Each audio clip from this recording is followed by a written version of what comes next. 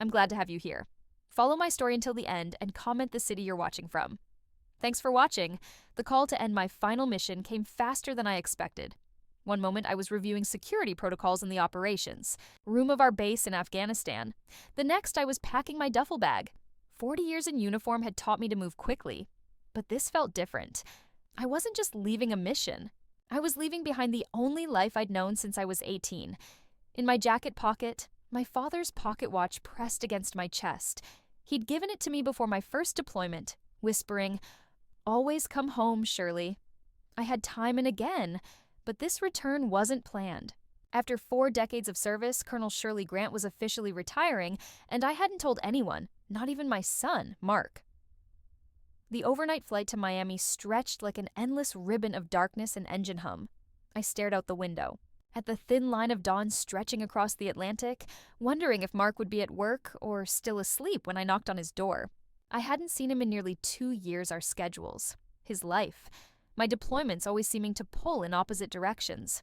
I pictured his smile, the way his eyes crinkled at the corners just like his father's had, and it was enough to carry me through the turbulence. By the time we landed, the Florida heat wrapped around me like a heavy blanket, instantly pulling sweat from my skin despite the early hour. The taxi driver loaded my duffel without a word, barely glancing at my uniform. Naples, I told him, giving Mark's address in the quiet neighborhood he'd moved to 5 years ago after his promotion. As we pulled onto the highway, palm trees swayed in the humid morning air, and I tried to ignore the tightness in my chest. We hadn't spoken much lately. Our last 3 scheduled video calls had been canceled twice by me due to urgent military matters. Once by him because of some work emergency, but I'd always believed we could pick up where we left off. Mark was my only child, my only family since his father died in combat 20 years ago. We'd been through too much together to let distance matter. The cab turned onto his street, and something in me shifted. The well-maintained homes with their neat lawns and trimmed hedges looked peaceful in the morning light. But Mark's house stood out immediately, and not in a good way. The grass had grown wild and uneven, nearly hiding the stone path to the front door. The mailbox tilted to one side, stuffed with envelopes that spilled onto the ground. All the curtains were drawn tight against the windows, and the cheerful blue paint I'd helped him choose years ago now peeled in places, neglected and fading. It didn't look like a home. It looked like a place abandoned. I climbed out, the heat already biting at my neck despite the early hour, and was about to knock when a familiar voice called from across the street. "Colonel Grant, is that you, Mrs.?" Wilson, Mark's neighbor since he bought the place, stood in her driveway with a watering can in hand. Even from this distance, I could see how pale her face had become, how her eyes widened at the sight of me. "Hello, Evelyn," I said, walking toward her. Her garden was immaculate as always, roses climbing trellises and birds chirping from feeders hanging from the eaves of her porch. I thought I'd surprise Mark. She set down her watering can, both hands now fidgeting with the hem of her gardening apron. "Oh, surely," she said, my first name strange on her lips after years of calling me Colonel. "You don't know, do you?" My voice remained steady, but my fingers tightened around the watch in my pocket. "Know what, Mrs.?" Wilson glanced back at Mark's house, then lowered her voice, even though no one else was around. "Mark's been in the ICU for 2 weeks now. They took him by ambulance in the middle of the night." I heard the sirens and saw the lights. She hesitated, looking down at her garden shoes. "And Jennifer?" She stopped again, something like disgust flashing across her face.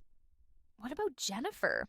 I pressed, thinking of my daughter-in-law, the woman Mark had married 3 years ago after a whirlwind 6-month courtship. "She's been on a yacht in the Keys," Mrs. Wilson finally said, the words tumbling out in a rush. "Been posting pictures all over Facebook, parties, shopping sprees, you name it, all while Mark's been." Her voice trailed off, unable to finish. The air seemed to thicken around me as I stood there, her words settling like lead in my chest. I must have swayed slightly, because Mrs. Wilson reached out to steady me, her gardening roughened hand gripping my arm. "Naples General," she said. "I've been bringing his mail in, left it on the kitchen counter," but she shook her head. "I don't think anyone's been home since they took him. I don't remember thanking her. I don't remember getting back into the taxi. One moment I was standing in Mrs. Wilson's neat garden with the scent of roses in the air. The next I was pushing through the hospital's sliding glass doors, my heartbeat pounding in my ears. The air inside was sharp with disinfectant, the kind that clings to your clothes long after you've left.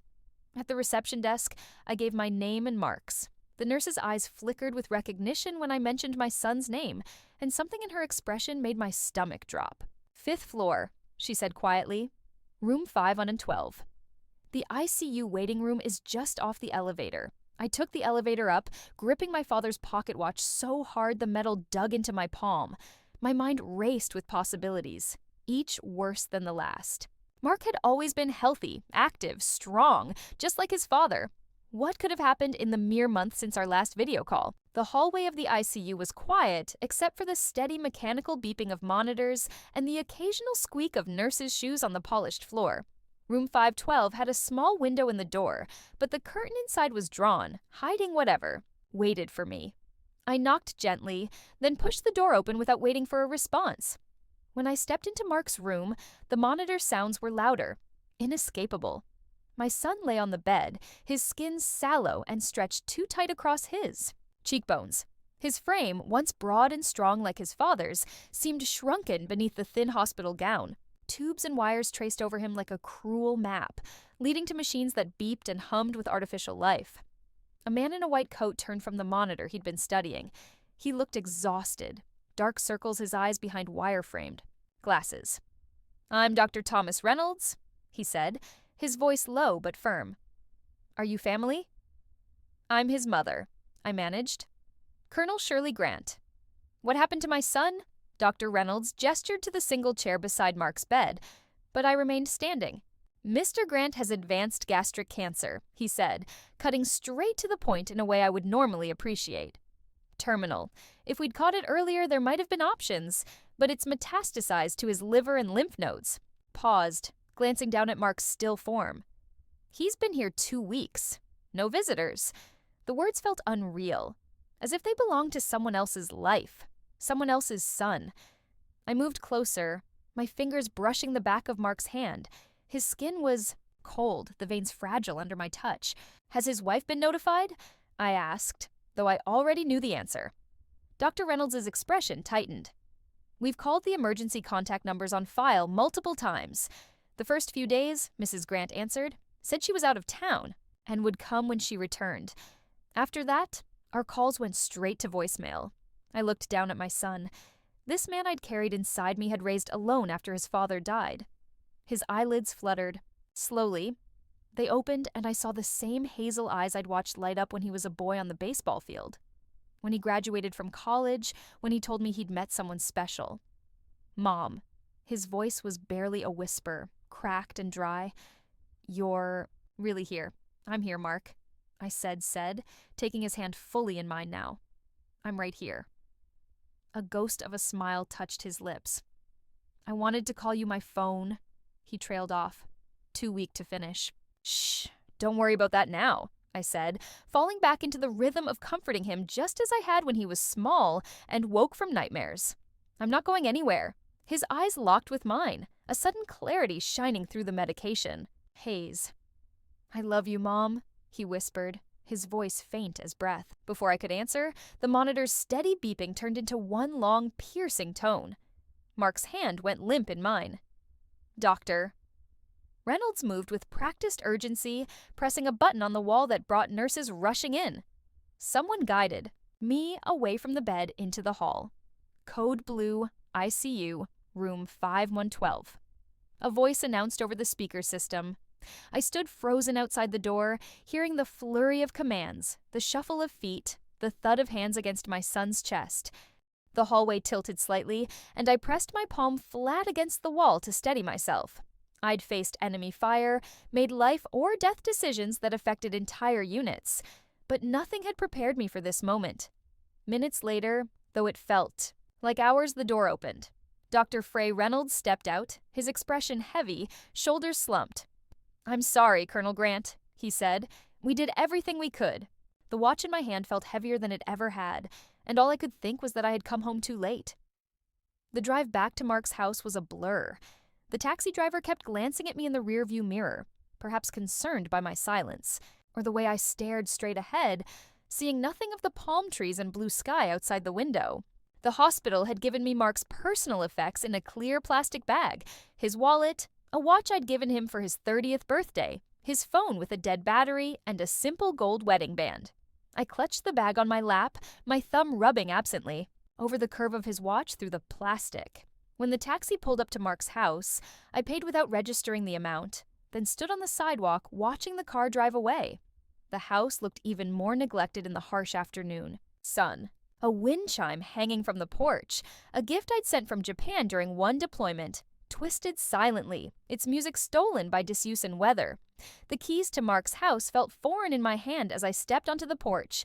Dead leaves had collected in the corners, skittering across the wooden planks as a hot breeze picked up. When I pushed the door open, a stale wave of air hit me, the kind that settles in when no one has cared for a place in weeks. The living room was dim. Curtains pulled tight against the sunlight. Empty glasses sat on the coffee table. A thin layer of dust coating their rims. A half-empty bottle of scotch stood beside them. Cap missing. The framed photos I remembered seeing during my last visit Mark's college graduation, our fishing trip to Montana, his wedding day were gone from the mantel, leaving lighter rectangles on the faded paint. In the kitchen, takeout containers and unwashed dishes were stacked haphazardly in the sink, a sour smell rising from them. The hum of the refrigerator was the only sign of life. On the counter, I found the pile of mail Mrs. Wilson had mentioned. Leaning against the wall like a small paper tower, I tore through the envelope's utility shut-off warnings, overdue credit card statements, late mortgage notices. My chest tightened as I flipped through them.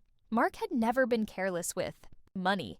Even as a teenager, he'd saved his allowance, planning for purchases weeks in advance. The disarray around me, the mounting bills, none of it fit the son I knew.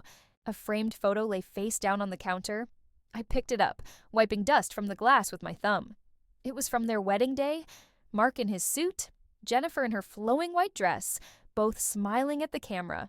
She was striking with her sleek black hair and practiced smile. Designer shoes that had probably cost more than my monthly retirement check would be. I set the photo down, unable to reconcile the smiling woman in the image with someone who would abandon my son in his greatest time of need. The house had 3 bedrooms, the master, a guest room, and the small room Mark had set up as a home, office. I moved into the office first, finding the chair slightly askew, as if someone had left in a hurry. Papers littered the desk, some crumpled, others folded neatly. A laptop sat closed at the center, its charging cable dangling empty to the floor. Among the papers, I found a thick stack of receipts. The first was for a yacht rental in Key West, $75,000 for a week, dated just days after Mark had been admitted to the ICU. Another from Cartier in Miami showed nearly $50,000 for jewelry. There were dinners at oceanfront resorts, luxury clothing, boutiques all charged to Mark's credit card. The dates lined up too neatly with the days I knew he had been lying in that hospital bed, alone and dying. I sat down hard in the desk chair, the receipts trembling in my hands. Jennifer's face filled my mind. The smile she'd worn in their wedding photo, the laugh I'd heard during our few video calls together. I had tried to be welcoming when Mark introduced us, had pushed aside my concerns about their hasty engagement for his sake. I had trusted her to stand beside my son, to care for him when I couldn't be there. Instead, she'd been draining his accounts while he fought for his life alone. I pressed the receipts into a neat stack, each one a quiet accusation, and knew this was only the beginning of what I was going to find. Setting them aside, I tried Mark's laptop, but it was password protected. His phone from the hospital bag was dead, the charger nowhere in sight. Moving to the master bedroom felt like an invasion, but I needed to understand what had happened here. The king-sized bed was unmade, sheets tangled as if someone had left in a hurry. Mark's side, I could tell from the reading glasses on the nightstand, was relatively neat. Jennifer's side was a chaos of discarded clothes, empty shopping bags, from luxury brands and makeup items scattered across the surface of an ornate vanity. The closet told another story. Mark's clothes, the suits he wore to work at the architectural firm. His weekend jeans and t-shirts hung neatly on one side. Jennifer's side was half empty, expensive hangers tossed on the floor as if she'd packed, in a rush, taking only her most valuable pieces. In the master bathroom, I found prescription bottles lined up on the counter. I picked one up, reading the label hydrocodone prescribed to Mark Grant 2 months ago. The bottle was nearly full. Another for nausea medication, barely touched. A third for stomach acid almost empty.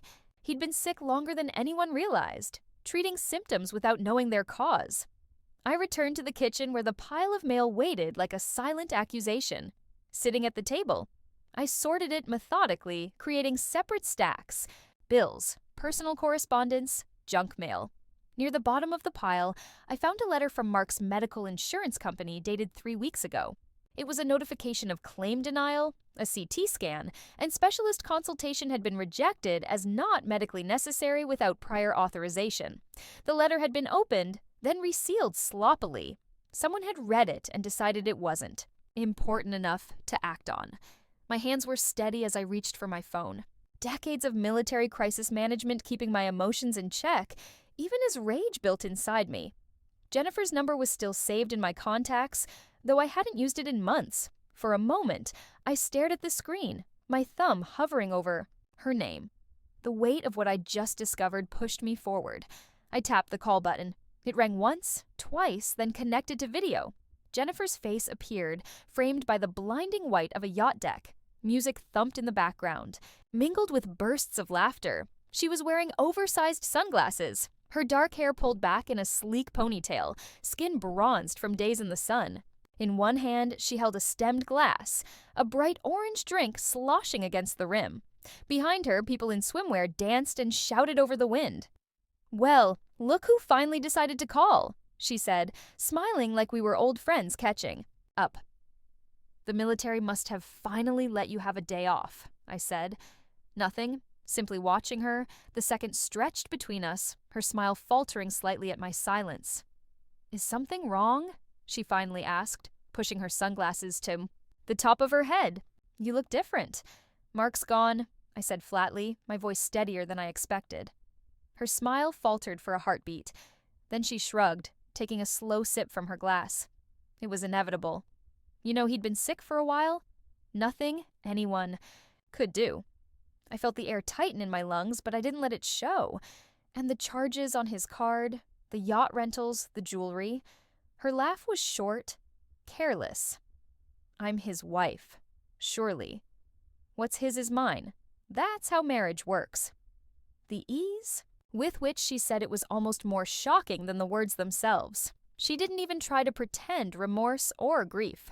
I studied her face for a long second, memorizing every detail the designer's sunglasses pushed up into her perfectly styled hair, the shimmer of gold hoops in her ears, the way one perfectly manicured hand lazily swirled her drink.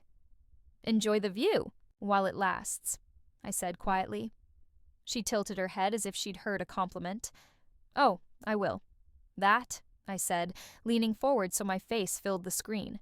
"Was your last party on my dime?" I ended the call before she could respond, the image of her frozen mid-smirk lingering on the black screen. Setting the phone down, I reached for my father's pocket watch, the cool metal steadying me. It was time to make sure Jennifer never touched another cent of what Mark left behind. The hospital corridor seemed longer when I returned that evening. Each step echoed against the polished floor as I made my way to the room where my son's body still lay.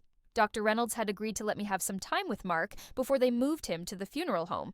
"We're not supposed to do this," he'd said over the phone, his voice softening when I explained the situation. "But given the circumstances, take as long as you need, Colonel." A different nurse led me to the room, her shoes squeaking softly against the floor. "I'm sorry for your loss," she said as she opened the door. "I was on duty when they brought him in. He asked about his wife every day that first week." The words twisted something inside me, but I nodded my thanks. When she closed the door, leaving me alone with Mark, the silence felt absolute. They had removed all the tubes and wires, switched off the machines. He looked peaceful now, the pain erased from his face, but he wasn't my Mark anymore. This was just the shell he'd left behind. I sat beside him, taking his cold hand in mine. "I'm sorry I wasn't here sooner," I whispered. "I should have visited more, should have seen the signs." My mind flashed back to our last video call months ago. He'd looked tired, had lost weight I'd attributed to stress at work. When I'd asked if he was sleeping enough, he'd laughed it off. Just busy with a big project, he'd said. Nothing to worry about. Had he already known then? Had he been protecting me from the truth? Not wanting to worry me while I finished my final deployment on the small table beside the bed? Someone had placed his wedding ring. I picked it up, turning it over in my palm. Inside, an inscription caught the light. "Forever yours, Jay." A promise as empty as Jennifer's grief. I slipped the ring into my pocket alongside my father's watch. Mark had treasured both these men in his life. The father he'd lost too young, and the woman who'd abandoned him at the end. One had given everything, the other had only taken. "I'll make this right," I promised him, squeezing his hand one last time. Whatever it takes. The walk back through the hospital felt like moving through water, each step requiring conscious effort. At the nurse's station, I paused. Was there anyone else? I asked the nurse who'd let me in. Any friends who visited called to check on him. She checked the visitor log, flipping back through several pages. "Just one," she said finally. "A Thomas Wilson came by 3 times, brought books and a portable radio." She looked up. "That's all we have on record? Thomas Wilson, Mrs. Wilson's son." I remembered Mark mentioning him as a childhood friend who'd moved back to Naples a few years ago. At least someone had cared enough to visit. Outside, the Florida evening was settling in, bringing little relief from the day's heat. I sat in my rental car, staring at the hospital's illuminated entrance. For 40 years, I'd lived by military protocol, had always known the next step to take. Now faced with my son's death and his wife's betrayal, I felt unmed, adrift in civilian waters. Too murky to navigate. But one thing was clear. I needed to understand what had happened to Mark's finances before Jennifer could do any more damage. Back at the house, I forced myself to be methodical. In Mark's office, I searched through drawers until I found a leather portfolio embossed with his initials, a gift from me when he graduated architecture school. Inside were his important documents, birth certificate, social security card, marriage license, and tucked in a side pocket, a sealed envelope with power of attorney typed neatly across the front. I tore it open, scanning the legal document inside. Mark had granted me power of attorney before my last deployment, a precaution we'd both agreed on in case something happened to him while I was overseas and unreachable. It had seemed unlikely we'd ever need it. But Mark had always been thorough, planning for contingencies like the soldier's son he was. The document was properly notarized, dated 18 months ago. It had never been revoked. My hands were steadier now, my military training taking over. I had a mission, clear parameters, and the authority to act. I began taking photos of everything. The receipts, the bills, the prescription bottles, the power of attorney, evidence secured, mission parameters established. Next, I needed reinforcements. By the next morning, I was on the road to Tampa with a folder full of receipts in the passenger seat and Mark's notarized power of attorney tucked safely inside my bag. The miles blurred past, the steady hum of the highway matching the rhythm of my resolve. I had one person in mind who could make this happen without delay. Colonel Richard Hayes, once my commanding officer, later a trusted friend. After his retirement 5 years earlier, Richard had moved into military financial administration, the kind of position where phone calls got answered and paperwork moved fast. His office was in a modern building near MacDill Air Force Base, all glass and steel gleaming in the morning sun. The receptionist recognized my uniform immediately, standing a little straighter as I approached. "Colonel Grant to see Colonel Hayes," I said, using my rank, even though technically I was already retired. "He's expecting me." Richard met me at the door to his office, his handshake firm, his eyes assessing. He'd aged since I'd seen him last. More silver in his close-cropped hair, deeper lines around his eyes, but his posture remained parade ground perfect. "Surely," he said as he closed the door behind us. "It's been, 3 years, you lookie?" He stopped, noticing something in my expression. I can tell this isn't just a social visit. The smell of old wood and fresh coffee greeted me as I took the seat he offered. His office was exactly what I'd expected. Military neat, with photographs of fighter jets on the walls, service medals displayed in a simple frame behind his desk. "My son died yesterday," I said without preamble. "Terminal cancer while he was in the ICU for the past 2 weeks. His wife was in the Keys, spending his money like water." Richard's expression hardened. "I'm sorry, Shirley. Truly." I set the folder on his desk and opened it to the first yacht receipt. These were charged to Mark's accounts while he was in the ICU. Unable to even pick up a phone, I pulled out the power of attorney. And here's the POA he signed before my last deployment. I need everything frozen. every account, every card. Today, Richard flipped through the papers, his brow tightening with each page. He paused at a photo of Jennifer on the yacht, her social media post still visible with the timestamp, corresponding to Mark's third day in intensive care. "You don't have to explain further," he said, setting the folder down. "Let's get to work." For the next 40 minutes, the room was filled with the tapping of keys and the shuffle of documents as Richard made call after call. He had connections at 3 major banks and knew exactly which departments to contact, which forms to request, which phrases would cut through bureaucratic delays. I watched each step like I was tracking an operation in the field, mentally noting procedures I might need again. Richard was thorough, checking and double-checking account numbers, explaining the situation in clear terms that left no room for argument. "Yes, I understand this is unusual," he said to one bank manager, his voice crisp. "But we have clear evidence of exploitation of an incapacitated individual and a valid power of attorney executed prior to incapacitation. I can have JAG counsel on the line in 5 minutes if you prefer to discuss legal implications." The threat was enough. One by one, the dominoes fell. Checking accounts frozen, credit cards canceled, automated payments suspended. Finally, Richard slid a printout across the desk. All accounts frozen, linked cards canceled, remaining balances transferred to a holding account in your name as power of attorney. The mortgage payment that was due went through this morning. I prioritized that one. I exhaled slowly, the first real breath I'd taken since walking into Mark's hospital room. "Thank you, Richard. I can't tell you what this means." "Don't thank me yet," he said with a small, knowing look. "She's going to come at you hard. Women like that, they don't give up money without a fight." He was right. Before I even left the parking lot, my phone lit up with Jennifer's name. I let it ring, watching as voicemail notifications began to appear. The first few messages were full of curses and threats, her voice rising with each call.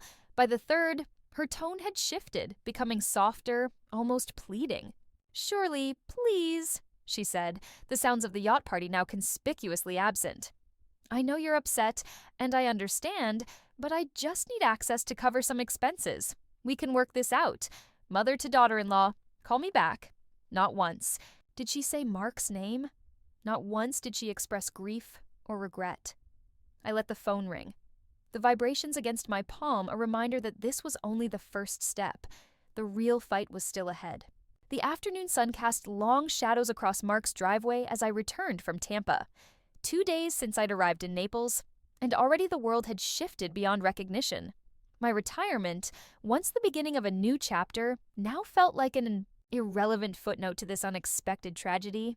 Mrs. Wilson was watering her front garden when I pulled up. She set down her hose and crossed the street, concern etched into the lines around her eyes. "How are you holding up?" she asked, her voice gentle. "I'm managing." I sat surprising myself with how steady I sounded. "Thank you for checking on Mark's house while he was away." She nodded, glancing at the neglected yard. "Thomas went to see him several times. You know, they weren't close as adults, but when he heard, she trailed off, then squared her shoulders. Would you like some help getting things in order? I'm pretty handy with a lawnmower, and Thomas could come by this weekend to fix that loose gutter." The offer of practical help, so straightforward and genuine, nearly broke through my composure. "That would be wonderful," I managed. "But first, I need to get the inside sorted." She seemed to understand, patting my arm gently. "One step at a time, Colonel. That's how we get through." Back inside, I went straight to the study. The room smelled faintly of old paper and dust, the blinds half closed against the afternoon sun. Mark's desk was cluttered, but organized in its own way. Neat stacks of documents, a few opened envelopes, pens lined up in a coffee mug printed with the logo of his architectural firm. I started with the top drawer, sifting through folders of insurance papers and tax forms, looking for anything that might give me a clearer picture of his finances and his marriage. The second drawer held old sketchbooks filled with Mark's architectural drawings, bridges, and buildings rendered in precise, careful lines. I paused, running my fingers over a sketch of a modernist house he designed in graduate school. He'd had such dreams then, such talent. In the bottom drawer, beneath a stack of computer manuals, I found a small leather-bound notebook, the kind Mark had kept since college for jotting down ideas and reminders. The cover was worn at the edges, the spine creased from use. I sat, at his desk and opened it. The first few pages were lists of household chores and grocery items, interspersed with measurements for home improvement projects. But then the entries changed. Each line carried a date, an amount, and a short note in his careful handwriting. March 8th, $3,000 for Jennifer's medical procedure. Specialist not covered by insurance. April 12th, $5,500 for roof repairs after storm damage. May 3rd, $7,000 for new car transmission. Labor costs higher than expected. I flipped through page after page, my stomach tightening. The amounts grew larger over time, each with some justification attached, all for Jennifer's needs or household emergencies. The final entry, dated just 3 weeks ago, read $12,000 for Jennifer's mother's emergency surgery in California, flight plus hospital expenses. I reached for my bag and pulled out the bank statements I'd collected from the mail pile, cross-checking each entry with the statements. The truth came fast and cold. The March 8th medical procedure matched a charge at a high-end spa in Palm Beach. The roof repairs lined up perfectly with a payment to a luxury boutique in Miami. The car transmission was the exact amount of a down payment on a designer watch. And Jennifer's mother, she died 3 years ago. Mark had mentioned it during one of our calls, how Jennifer had been too distraught to even attend the funeral. I leaned back, gripping the notebook as though it might burn me. Mark had trusted her completely, and she had taken every ounce of that trust to fund her vanity. For how long had it started immediately after their wedding? Or had there been a time when she truly cared for him? Needing more, I picked up Mark's phone from the hospital bag and found his charger in the desk drawer. Once it powered on, I was relieved to see it had no passcode. Typical Mark, always believing the best of people, never imagining someone might abuse his trust. Most of the recent text messages were mundane work colleagues checking in, appointment, reminders, automated alerts from his bank about large transactions. Jennifer's thread was surprisingly empty, as if it had been deliberately cleared. But in an archived folder, I found a message that made my chest tighten. It wasn't to or from Mark. It had been screenshot and saved. The image showed a text conversation between Jennifer and someone named Alicia. Alicia, how much longer are you going to play housewife? Riviera awaits Jennifer. Might as well enjoy his money while I can. Doctor says he won't last long. Already. Started moving funds to my personal account. The timestamp was from 5 weeks ago. I closed the phone slowly, my hand trembling, not from shock, but from a steady, simmering resolve. This wasn't just theft. This was calculated cruelty documented, in her own words. And I would make sure the world saw it. By sunset, I had compiled everything into a comprehensive file bank: statements, receipts, photographs, the notebook entries, and the damning text messages. Military precision in civilian warfare. Jennifer had declared war on my son, and she was about to learn that she'd made a grave tactical error. She'd left me alive to fight back. I called Richard again, updating him on what I'd found. I need a good lawyer, I said. Someone who specializes in estate fraud. I know just the person. He replied. Edward Martinez, former JAG attorney, now in private practice, bulldog in the courtroom, especially when it comes to protecting veterans and their families. I wrote down the number, thanking him again. One more thing, Richard said before hanging up. Check Mark's life insurance policies if he had any through his employer or privately. Jennifer is likely the beneficiary. We need to get ahead of that. The reminder jolted me. In the shock of Mark's death and the discovery of Jennifer's betrayal, I hadn't even thought about life insurance. The architectural firm where he'd worked as a senior designer would almost certainly have provided coverage as part of his benefits package. A quick search through his email confirmed that a policy worth $500,000 with Jennifer listed as the sole beneficiary. There was also a private policy he'd taken out 5 years ago before meeting Jennifer with me as the beneficiary. He'd never changed it. Small mercies in a storm of betrayal. My phone rang again, Jennifer's name flashing on the screen for the 12th time that day. This time I answered.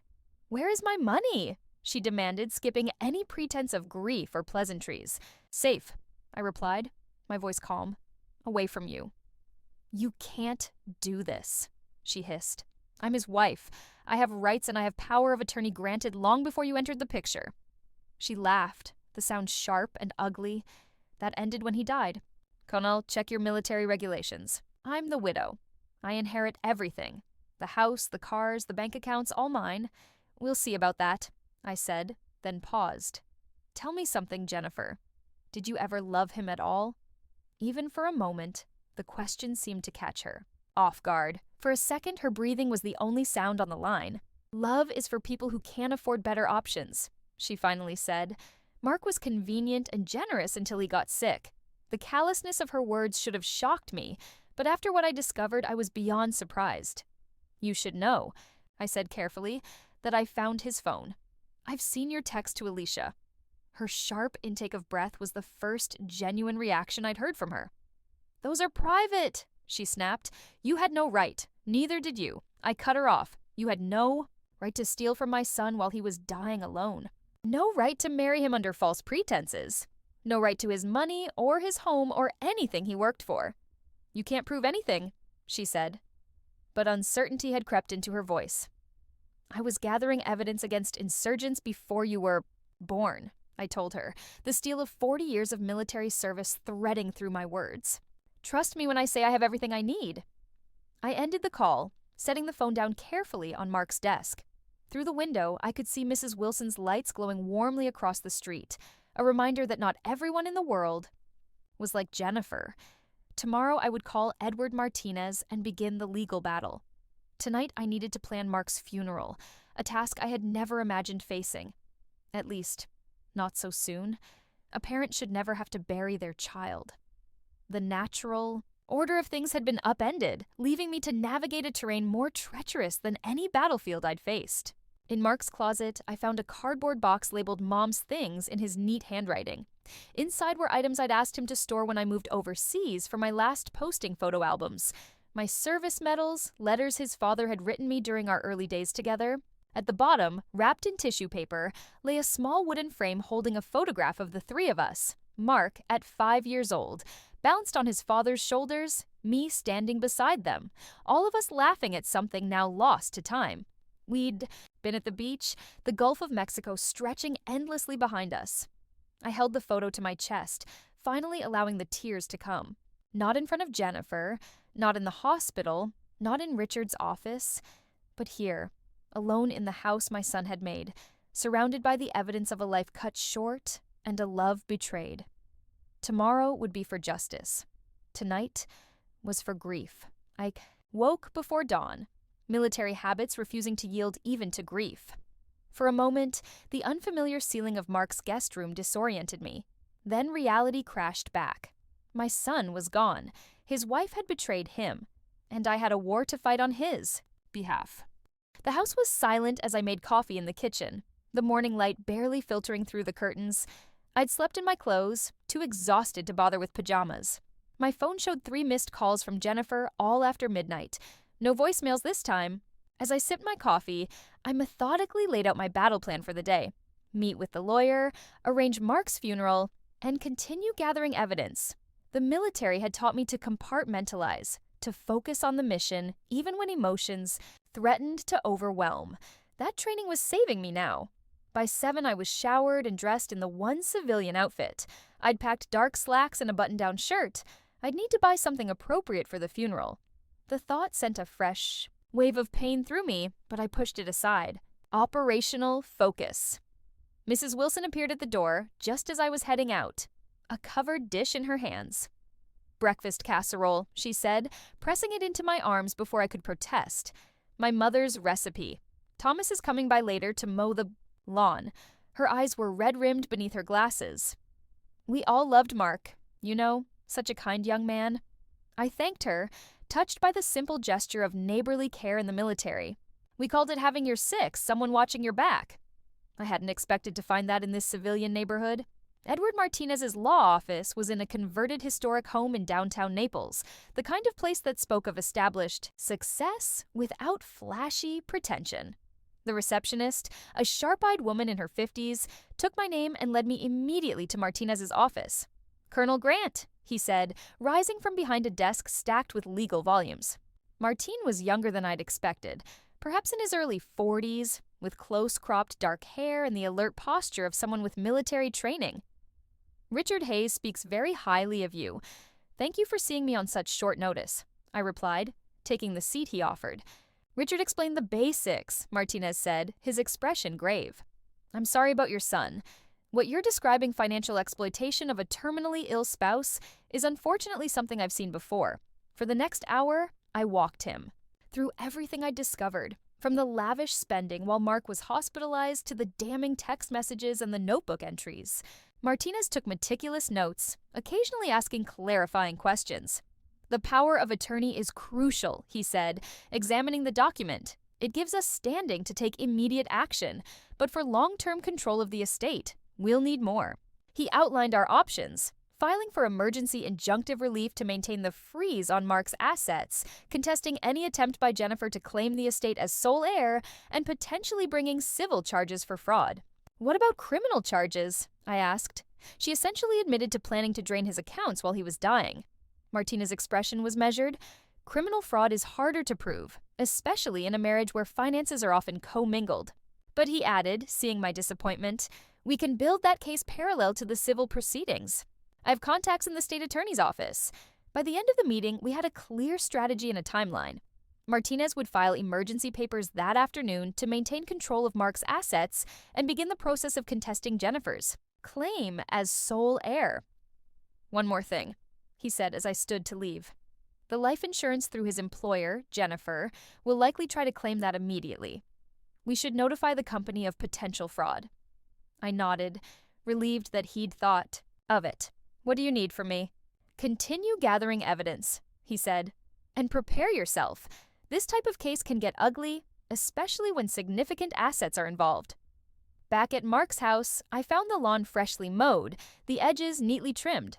Thomas Wilson, a tall man in his 30s with his mother's kind eyes, was fixing the sagging gutter along the front of the house. "Mom said you could use a hand," he said simply when I thanked him. "Mark was good to me when we were kids. Least I can do." While Thomas worked outside, I returned to my investigation inside. The methodical search of Mark's home continued. Now, with more specific targets based on Martinez's advice, we needed to establish a timeline of when Jennifer's behavior changed, when the theft began, and how much had been taken. In the study closet, I found a fireproof safe, small but heavy. The combination eluded me until I tried my own birth date, a choice so like Mark that it made my throat tighten. Inside were his passport, social security card, and several USB drives, labeled by year. I plugged the most recent into his laptop, which I'd managed to access using his standard password, a combination of his father's initials and the year he was born. Mark had always been sentimental about such things, a trait that now proved useful. The drive contained backup copies of his financial records, neatly organized by month and category. I opened the earliest files dating back to just after his wedding to Jennifer. The transformation was stark and disturbing. Before Jennifer, Mark's spending had been modest and consistent. A good salary from the architectural firm, regular savings contributions, modest indulgences like occasional travel or restaurant meals. After the wedding, expenses skyrocketed. Jewelry, designer clothing, spa treatments, all categorized under Jennifer in his meticulous records. Most telling was a folder labeled Jen Background.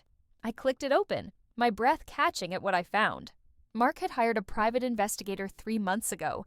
The report detailed Jennifer's history, daughter of a once-W wealthy family that had lost everything in a financial scandal, a series of relationships with wealthy older men, and a pattern of excessive spending that had left her deeply in debt.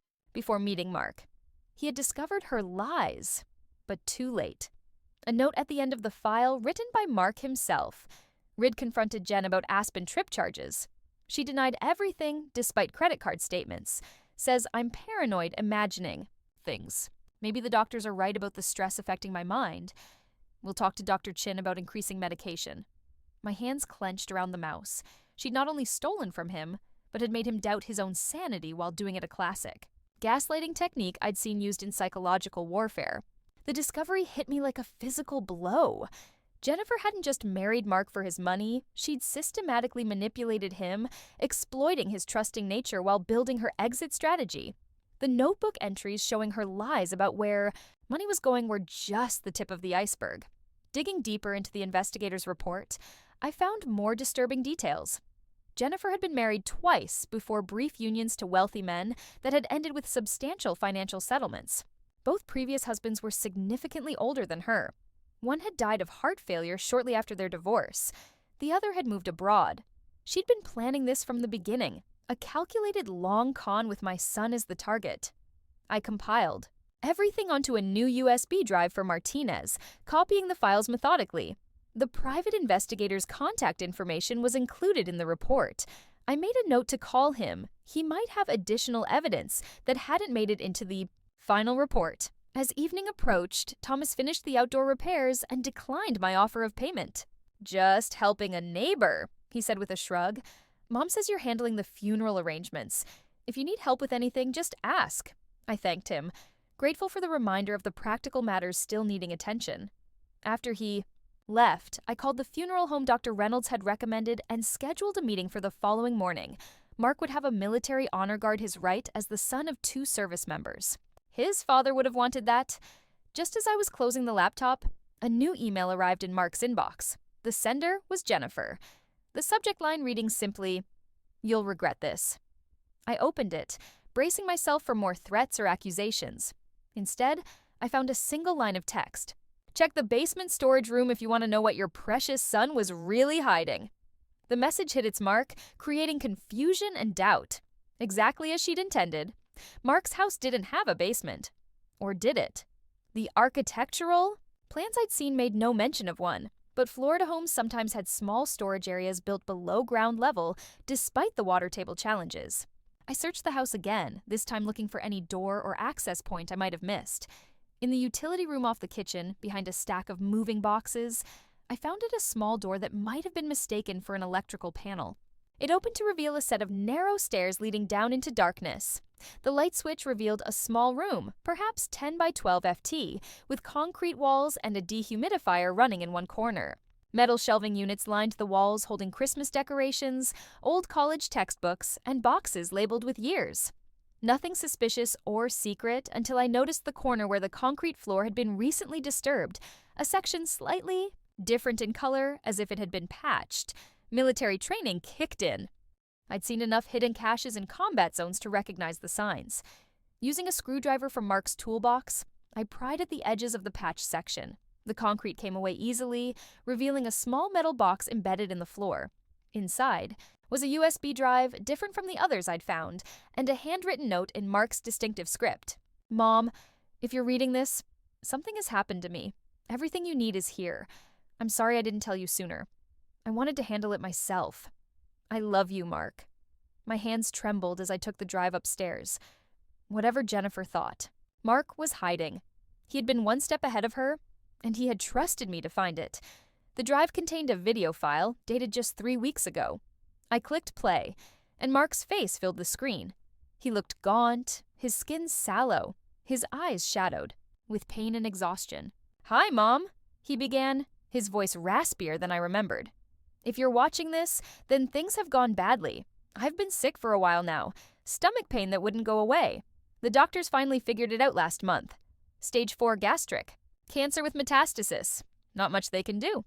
He paused, taking a sip of water, wincing with the effort. "I should have told you, but you were finishing your final deployment. I didn't want you to worry or try to come home early. Stupid pride, I guess?" He attempted a smile that didn't reach his eyes. "There's something else you need to know.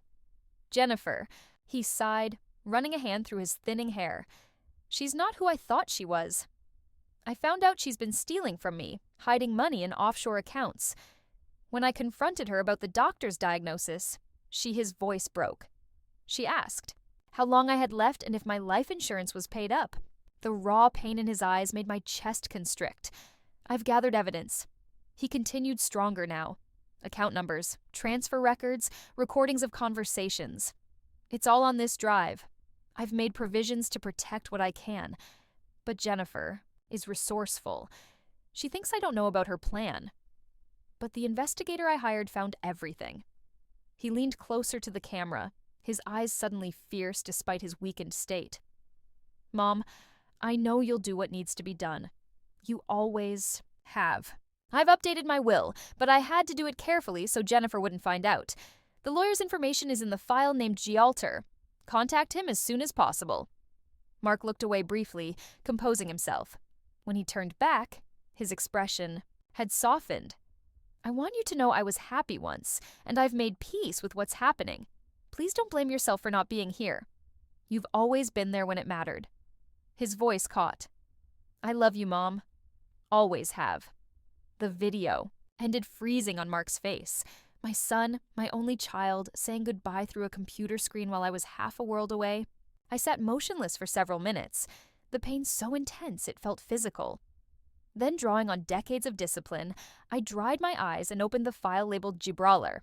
Inside was contact information for a lawyer in Miami, not Mark's regular attorney, but a specialist in estate fraud and asset protection. Also included were account numbers for several trusts Mark had established, routing information for wire transfers Jennifer had made to offshore accounts, and recorded conversations between them, where she all but admitted her intentions. The most damning piece of evidence was an audio recording from what must have been hidden devices in their home. Jennifer's voice was unmistakable. "I don't care what the doctor said. If you'd gone for testing when I told you to, maybe they could have done something. Now it's too late, and I'm stuck watching you die slowly when I could be enjoying myself." Mark's voice, weak but steady. "Is that all I am to you? A bank account?" Jennifer's laugh was cold. "Don't be dramatic. You were fun for a while, but let's be honest. I married you for financial security, and now I have to wait around while you waste away. It's not fair."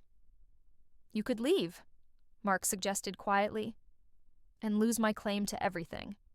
Not a chance. I've worked too hard for this. Your mother's going to be so surprised when she finds out her perfect son didn't leave her a penny." The recording continued, capturing Jennifer on the phone with someone named Alicia. "Might as well enjoy his money while I can. Doctor says he won't last long. I've already started moving funds to my personal account." I sat back. My military training, the only thing keeping me from throwing the laptop across the room. The evidence was overwhelming and exactly what Martinez needed to build an airtight case. I called him immediately despite the late hour. "I found something you need to see," I said when he answered. Mark left a hidden cache of evidence against Jennifer. "I'll come to you," he replied without hesitation. This changes everything. While waiting for Martinez, I made one more discovery in Mark's files, a revised will properly notarized and dated just 2 weeks before his hospitalization. In it, he left specific instructions. Jennifer was to receive only what was legally required as his spouse, the minimum the law demanded. The bulk of his estate would go to a trust, with me as executive, designated for charitable purposes, and to establish a scholarship for young architects from underprivileged backgrounds. My son, even while dying and betrayed, had thought of others. When Martinez arrived an hour later, I played the video and the recordings for him, then showed him the financial records and the will. "This is extraordinary," he said, reviewing the documents. Mark was thorough military precision. "He was a military brat," I said, the term carrying all the pride of our community. "He learned to be prepared." Martinez nodded. "Understanding the code. With this evidence, we're not just playing defense anymore. We can go after Jennifer for fraud, theft, and potentially elder abuse given Mark's incapacitated state during his illness." "Elder abuse," I questioned. Mark was only 35. In Florida law, abuse of a disabled adult follows similar statutes. "Martinez," explained. "Mark's terminal condition made him vulnerable. Jennifer exploited that vulnerability systematically. He gathered the files, promising to begin proceedings immediately. The hearing for emergency control of the estate is tomorrow at 10. Be prepared for Jennifer to fight dirty. People like her always do when cornered." After he left, I sat alone in Mark's study, surrounded by the evidence of his final battle, one fought in silence while I was deployed overseas. The guilt was crushing, but beneath it burned a steady flame of resolve. Jennifer had declared war on my son. Now she would face his mother, a combat veteran with nothing left to lose. Morning brought a fresh wave of determination. I dressed carefully in the navy blue suit I'd purchased the previous day. Not quite military formal, but structured and authoritative. The weight of Mark's evidence USB drive in my pocket felt like ammunition. The courthouse was a 30-minute drive from Mark's house, a modern building of glass and concrete that seemed too cold for the human dramas unfolding inside. Martine met me at the entrance, his briefcase bulging with the files I'd provided. "Jennifer's here already," he warned as we walked through security with counsel Gregory Pearson, high-priced divorce, attorney known for aggressive tactics. I nodded, unsurprised. We have the truth on our side. Martinez's slight smile acknowledged my faith while tempering it with realism. In court, truth needs evidence and legal standing. We have both, but don't underestimate them. The courtroom was smaller than I'd expected, with polished wooden benches and the Florida state seal mounted behind the judge's bench.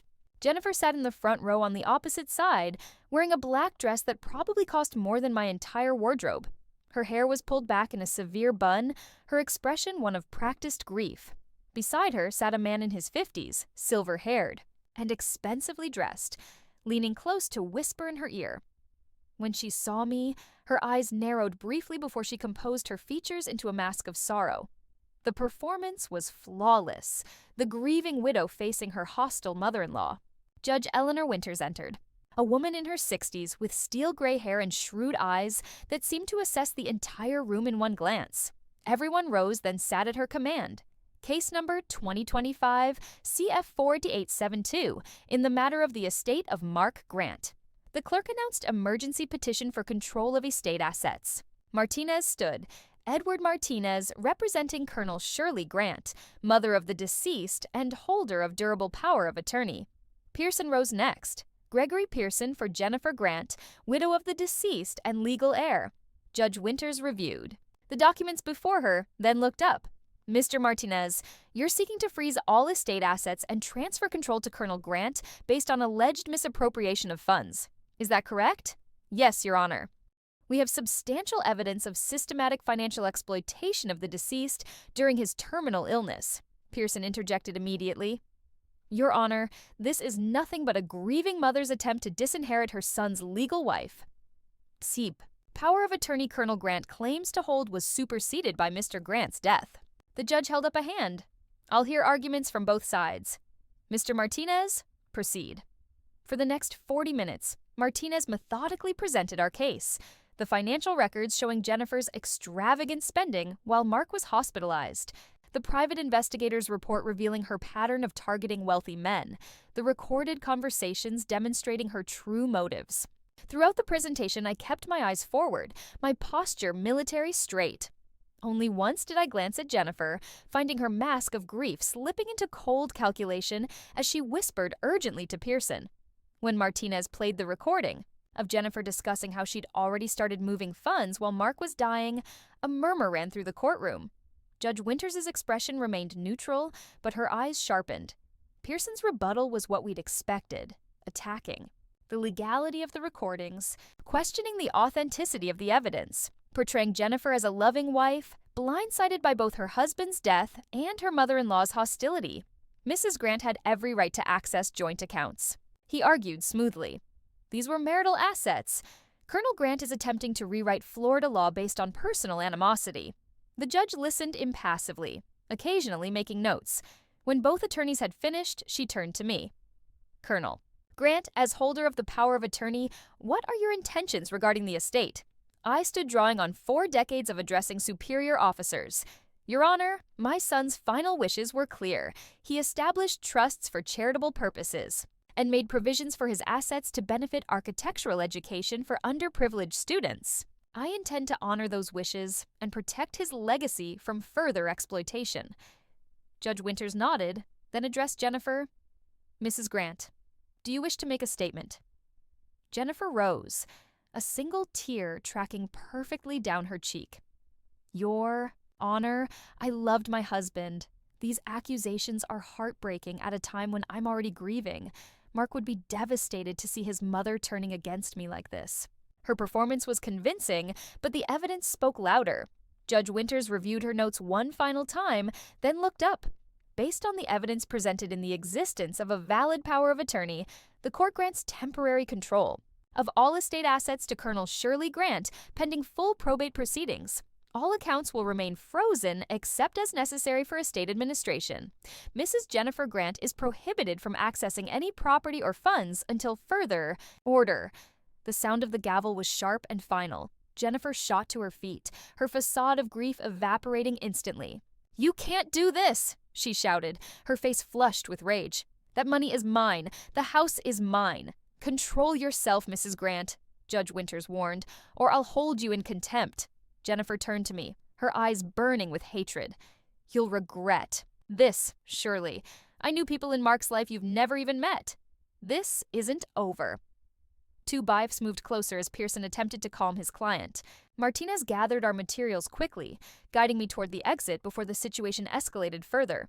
In the hallway, he allowed himself a small smile. Round one to us. But Jennifer's right about one thing. This isn't over. Pearson will appeal, and they'll look for any procedural error they can find. I nodded, the victory feeling hollow without Mark there to see justice being served. What's our next step? We need to secure the house and all physical assets immediately. Change the locks, document everything of value. Jennifer will likely try to remove items she claims are personal property. By the time we returned to Mark's house, it was already too late for some of that. The front door stood open and sounds of destruction came from inside.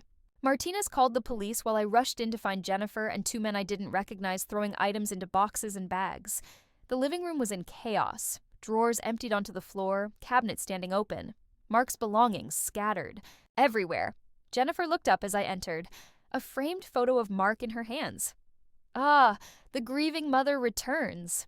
She sneered, deliberately dropping the frame. The glass shattered on the hardwood floor. Mark's smiling face now webbed with cracks. Just collecting my things.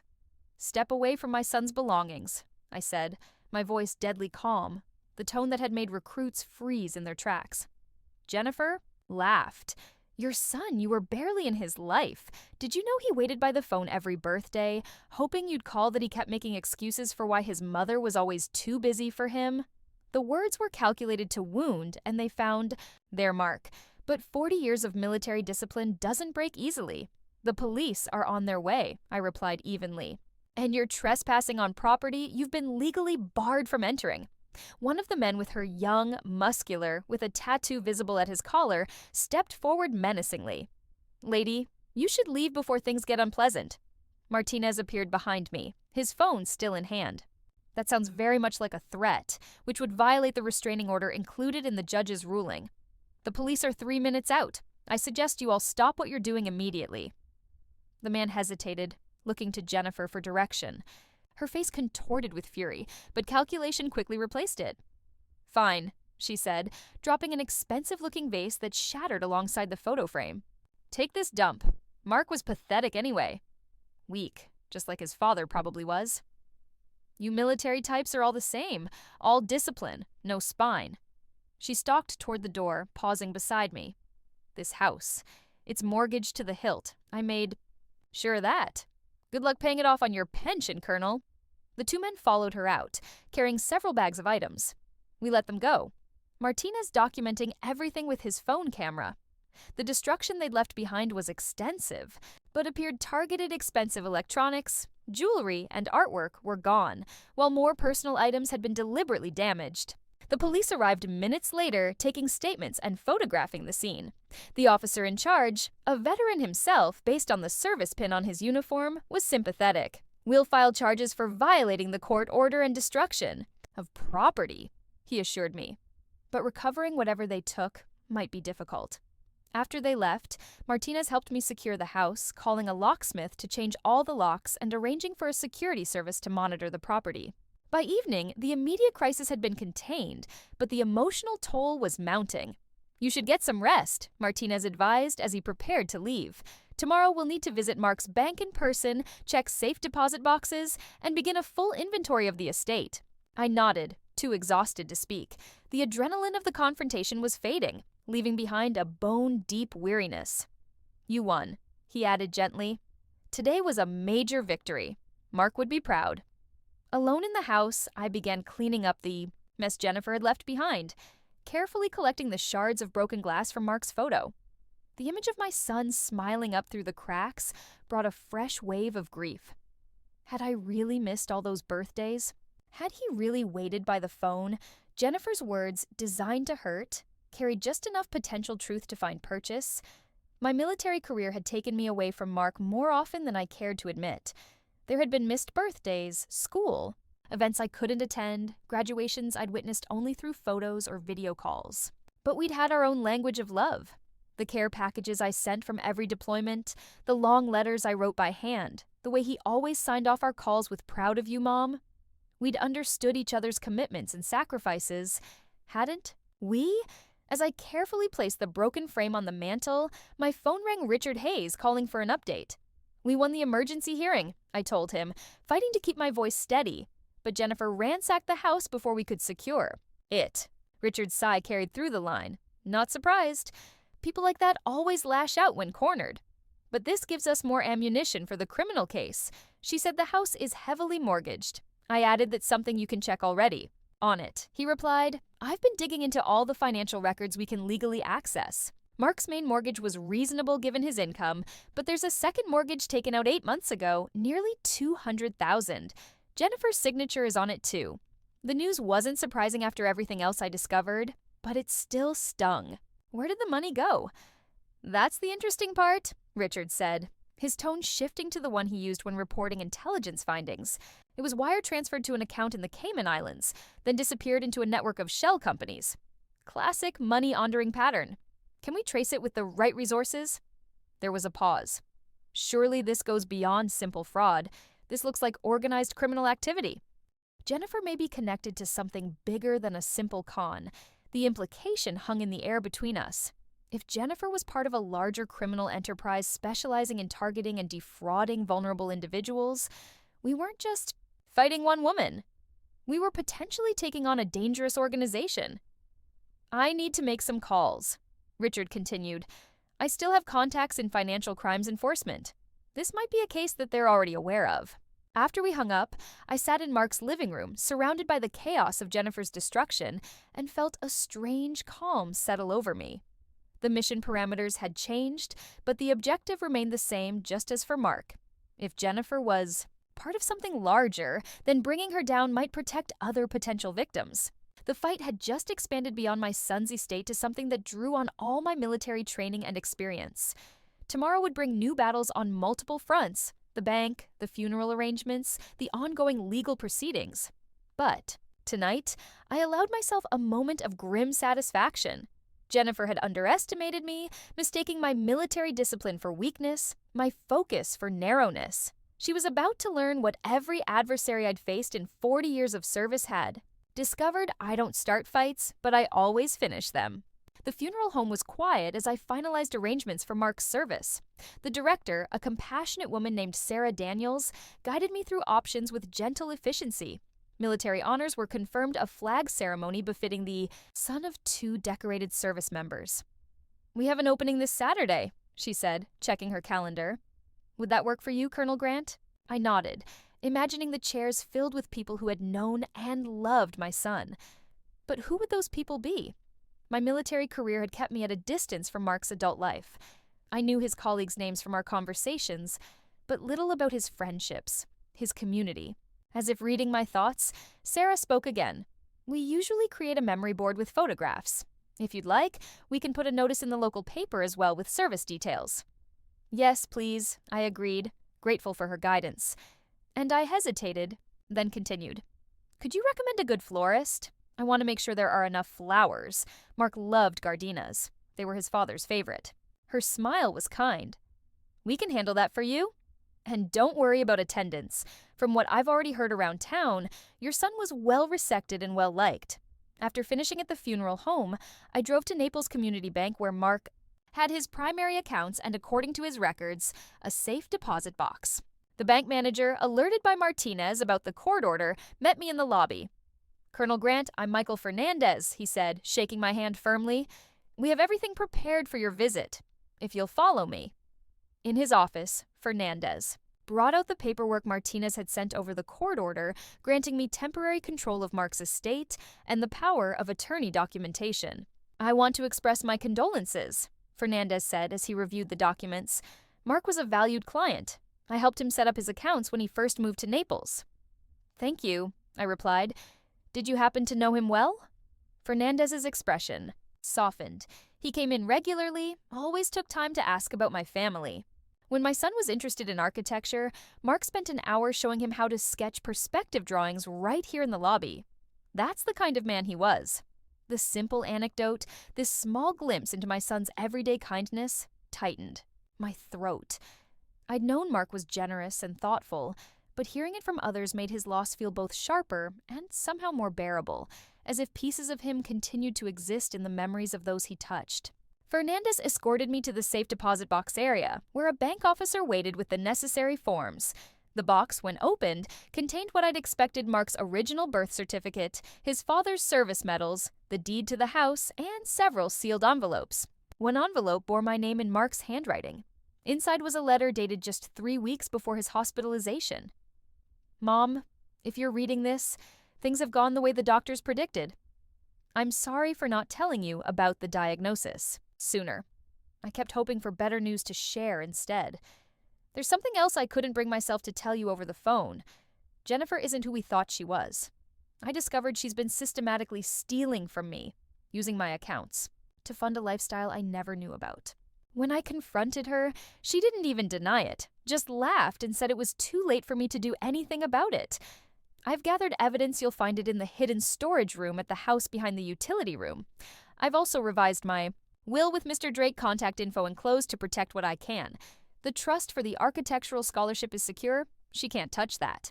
I need you to know that despite everything, I've had a good life. Your strength has always been my foundation.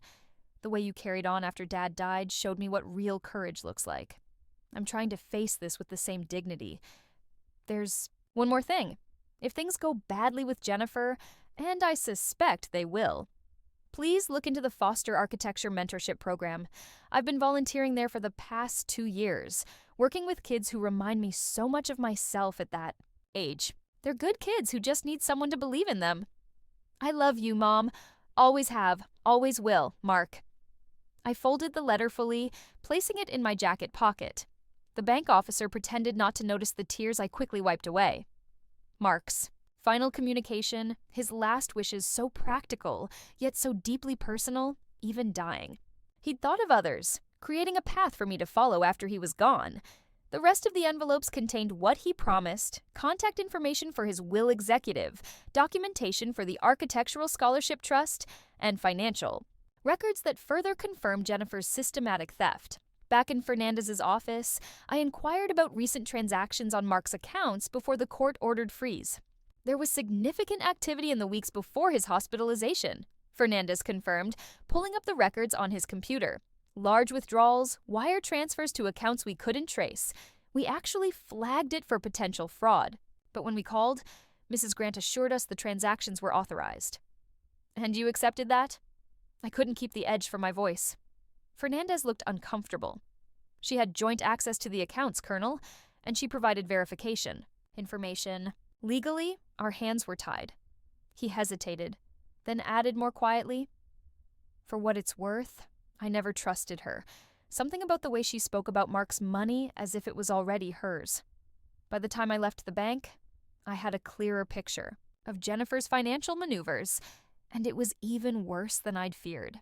Over the past 6 months, she'd systematically drained nearly $400,000 from Mark's accounts through a combination of direct withdrawals, wire transfers, and credit card charges. Martinez met me at a small cafe near his office, his expression serious. As I shared what I'd learned, "This strengthens our case," he said, reviewing the bank records.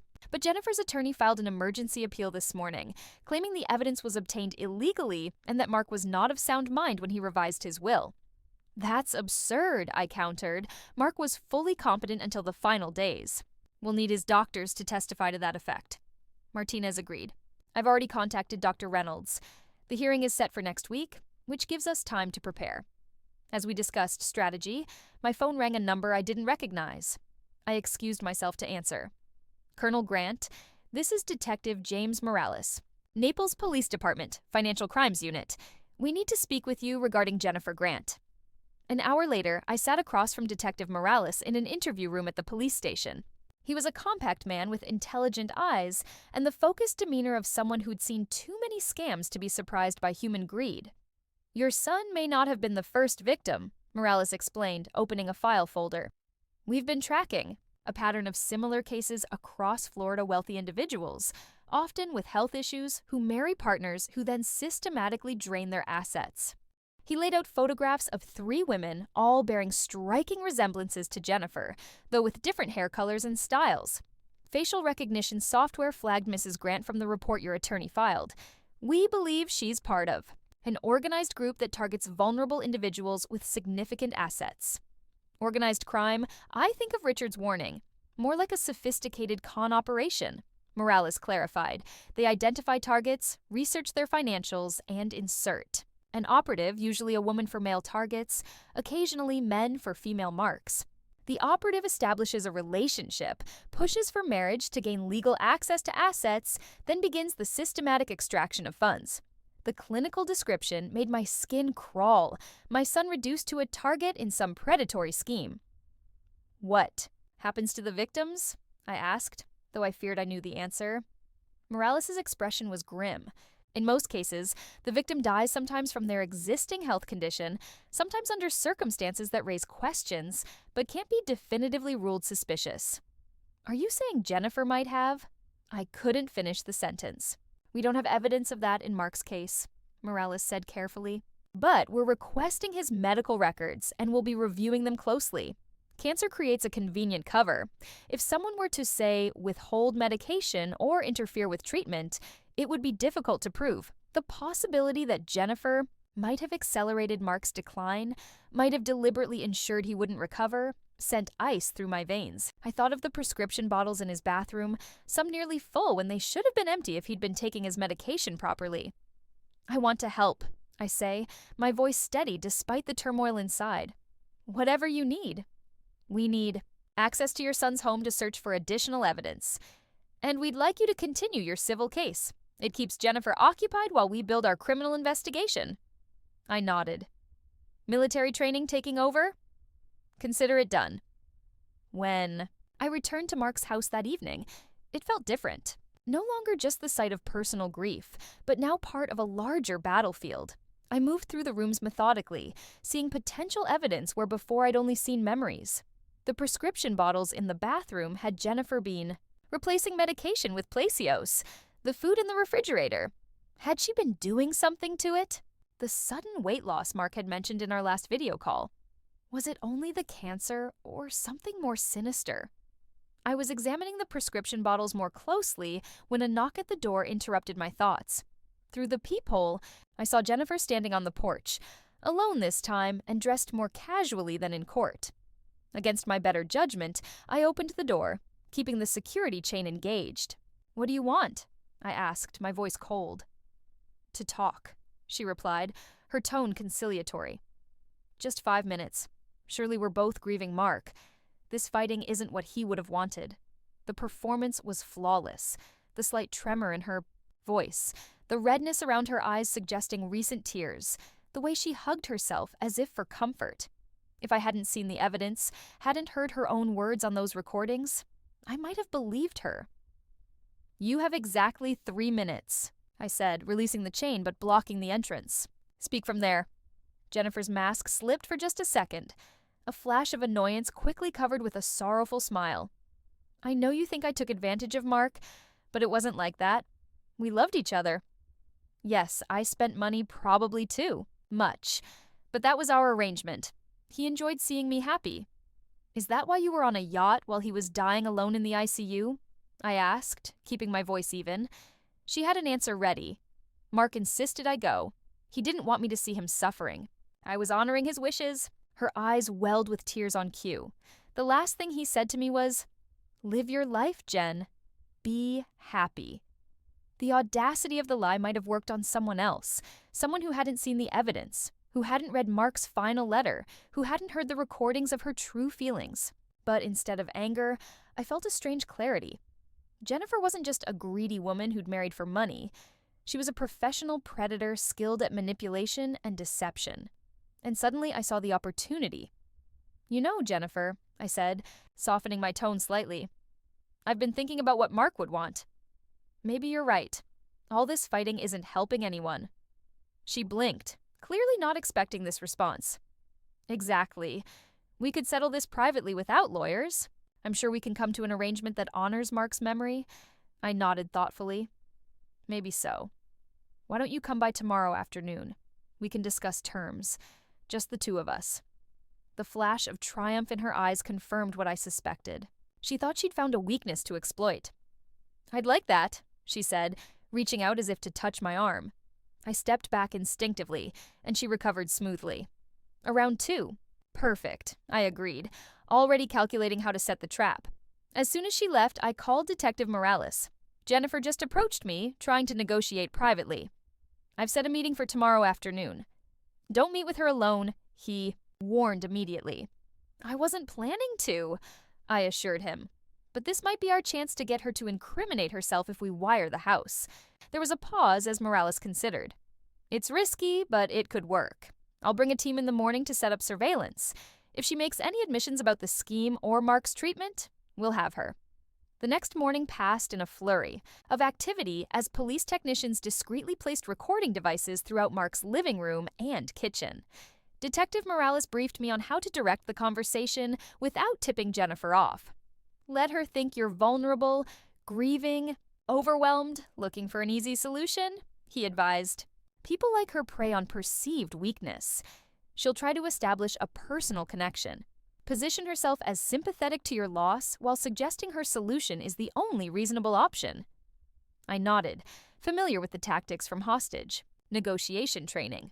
And what's my objective? Get her talking about the money, where it went, how much she took. If possible, steer the conversation toward Mark's medical care. We need her to admit to either financial exploitation or medical neglect, preferably both. At precisely 2 Tausk, Jennifer arrived, carrying a small gift bag and wearing an expression of practiced sympathy. I invited her in, noting how her eyes scanned the room, not in grief, but in assessment, cataloging valuable items. "I brought you something," she said, offering the bag. Inside was a framed photo of Mark, the same one she deliberately smashed during her rampage through the house. Now, in a new frame, "I felt terrible about what happened to this," she explained, watching my reaction closely. Mark loved this picture. The manipulation was so transparent, it would have been laughable if not for the stakes. I placed the photo on the coffee table, murmuring appropriate thanks. "Can I get you something to drink?" I offered, following the script Morales had suggested. "Tea? Perhaps that would be lovely," Jennifer replied, settling onto the couch as if she still belonged there. In the kitchen, I took a moment to compose myself, remembering my role. When I returned with 2 cups of tea, Jennifer had already moved to Mark's desk, casually examining papers I deliberately left visible bank statements, showing significant remaining assets. "So much paperwork after someone passes," she commented, returning to the couch. "It's overwhelming, isn't it?" "Completely," I agreed, injecting weariness into my voice. "The legalities, the financial matters. I'm a soldier, not an accountant." Jennifer's smile was predatory, though she clearly thought it sympathetic. "That's why I thought we should talk privately. All these lawyers and courts, they just complicate things. Mark would have hated seeing his money wasted on legal fees." I nodded, encouraging her to continue. "I'm thinking we could settle this simply," she went on, leaning forward confidentially. "You keep some sentimental items.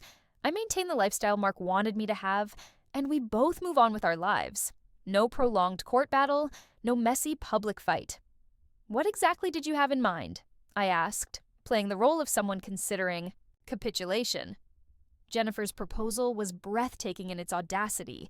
She would take the house, the investment accounts, and Mark's life insurance, while I would receive some personal effects and a generous one-time payment of $50,000.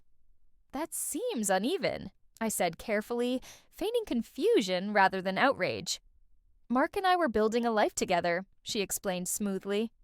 "Everything we had was meant for our future. He'd want me to be taken care of."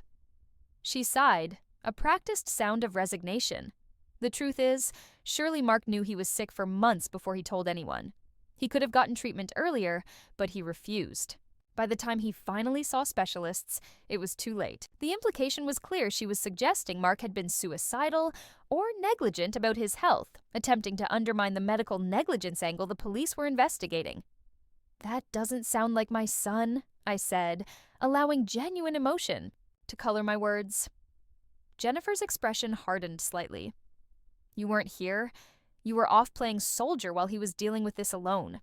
She quickly softened again. I'm sorry. That was unfair. We're both grieving. But Mark made his choices, and now we have to respect them, including his choice to leave the bulk of his estate to charity. I asked, watching her reaction. Her smile froze. That document was created when he was heavily medicated, barely coherent.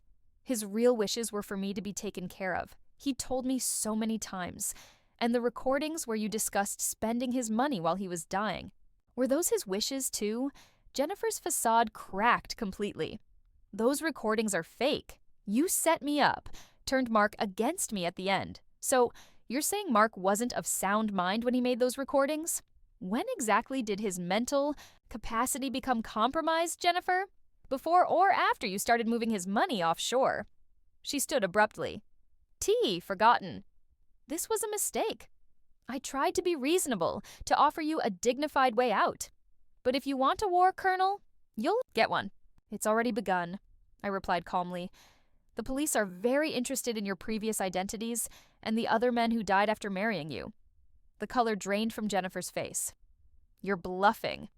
Detective Morales sends his regards. He's particularly interested in your connection to a certain operation targeting wealthy ill individuals across Florida. For a moment, raw panic flashed across her features. Then, with remarkable control, she composed herself. Prove it, she said coldly. You have nothing but circumstantial evidence and a mother's desperate grief. My lawyer will destroy you in court. Perhaps, I conceded. But the FBI doesn't need to prove everything in court to freeze assets connected to organized crime. Those offshore accounts you've been filling already flagged. It was a calculated bluff based on information Richard had shared, but Jennifer's reaction confirmed its accuracy. This isn't over, she hissed, gathering her purse. You have no idea who you're dealing with. Actually, I replied, rising to show her out. I think I do. You're not the first predator I've encountered. Jennifer, just the first who made the mistake of targeting my family. After she stormed out, Detective Morales emerged from the back bedroom, where he'd been monitoring the conversation. We got it, he said, satisfaction evident in his voice. Her reaction to the offshore accounts, the implied threats combined with the financial evidence. It's enough for an arrest warrant.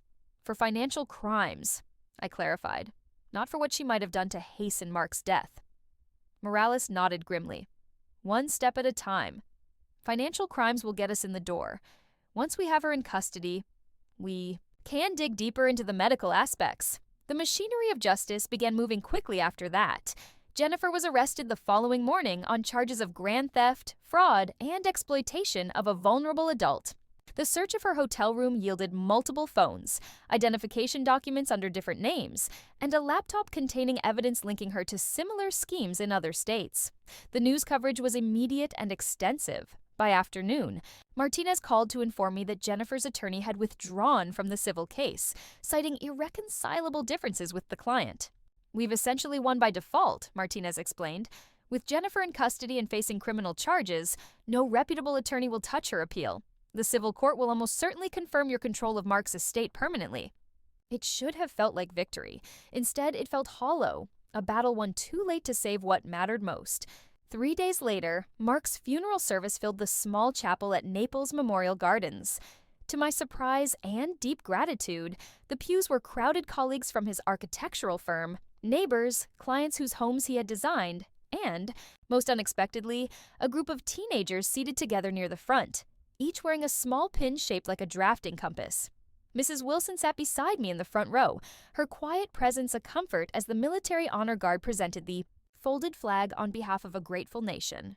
The simple words spoken so often at military funerals took on new meaning as I accepted the triangle of blue and white on behalf of my son. After the service, as attendees gathered for the reception, a tall black man in his 40s approached me. He wore the same compass pin I'd noticed on the teenagers. Colonel Grant, I'm David Foster. I ran the architecture mentorship program Mark was involved with. He gestured toward the teens. These are some of his students. They asked to come pay their respects. The Foster Architecture Mentorship Program, the organization Mark had mentioned in his final letter. I'd been so consumed with Jennifer in the legal battles that I hadn't yet followed up on his request to look into it.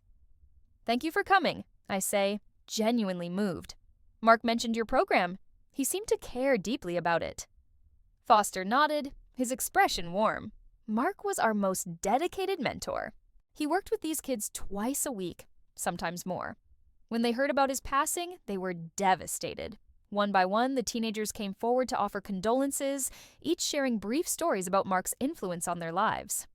A girl named Maya, no more than 16, showed me a sketch of a sustainable housing design Mark had helped her develop. A boy called Jamal described how Mark had arranged for him to shadow professionals at his firm during school breaks. "He believed in us," Maya said simply. "When everyone else saw kids from the wrong side of town, he saw future architects." Foster handed me a card. "When you're ready, Colonel, we'd love to talk with you about continuing Mark's legacy with the program. No pressure, of course, just an open invitation." I tucked the card into my pocket, thanking him sincerely. For the first time since arriving in Naples, I felt a genuine connection to the life Mark had built here. Not just the physical assets Jennifer had coveted, but the meaningful relationships and positive impact he'd created. The weeks following the funeral brought a gradual shift in focus, with Jennifer in custody, awaiting trial, and the civil matters largely resolved. I found myself at a crossroads. My retirement plan had been vague. Perhaps travel, reconnect with old military friends, maybe write the memoir my former commanding officer had been encouraging me to tackle. Now, those plans felt empty, disconnected from what mattered. I'd come to Naples to surprise my son, and instead found myself executive of his estate, caretaker of his legacy, an unexpected warrior in a battle against those who had exploited him. One morning, unable to sleep past dawn, despite having no specific duties to attend to, I found myself driving to the address on David Foster's card. The Foster Architecture Mentorship Program operated from a renovated warehouse in a transitional neighborhood, an impressive space with high ceilings, abundant natural light, and walls covered with architectural drawings, models, and photographs. Foster seemed unsurprised to see me. "I had a feeling you might stop by," he said, offering coffee as he showed me around the facility. "Mark talked about you often said his attention to detail and work ethic came from you." The tour revealed drawing tables where students worked on designs, a small computer lab with architectural software, a workshop for building models, and a gallery space displaying student projects. Throughout the building, photographs documented field trips to significant architectural sites and mentoring sessions with professionals. Mark appeared in many of these images, instructing teens at drawing tables, examining models with focused attention, laughing with students during what appeared to be a pizza party celebration. "How did Mark get involved?" I asked, studying a photograph of my son helping a young man adjust a blueprint. "He volunteered after designing a community center in this neighborhood," Foster explained. "Said he wanted to do more than just create buildings. He wanted to create opportunities for the kids who'd use them." That sounded like Mark always seeing beyond the immediate task to the human impact of his work. "We're actually facing a challenge," Foster continued as we returned to his office. "The building owner is selling and our lease ends in 3 months. Mark was helping us look for new space and had started designing renovations for a potlim. He'd labeled the project Foster 2.0 in his neat architectural handwriting. Mark mentioned in his final letter that he wanted me to look into your program. I said, I think he saw it as important, unfinished business. Foster nodded, his expression both sad and determined. We talked about it during his last visit when he was already quite ill. He was concerned about the program continuing without him. An idea began forming nebulous at first, then increasingly clear. Mark established a trust for architectural education before he died. I'm the executive. Perhaps there's a way to honor his wishes that helps your program continue. The meeting with the trust attorneys later that week crystallized the path forward. Mark's educational trust could be directed to establish a permanent home for the Foster Architecture Mentorship Program, creating an endowment that would ensure its survival and growth. Martinez helped navigate the legal requirements, modifying the trust parameters while maintaining its charitable purpose. Within a month, we had identified a suitable building, a former community center with good bones, but in need of renovation. Using Mark's preliminary designs as a foundation, the project began taking shape. I found myself at the center of it all, applying military logistical skills to civilian purposes, coordinating contractors, managing timelines, ensuring budgets were respected. The work gave purpose to days that might otherwise have been consumed by grief.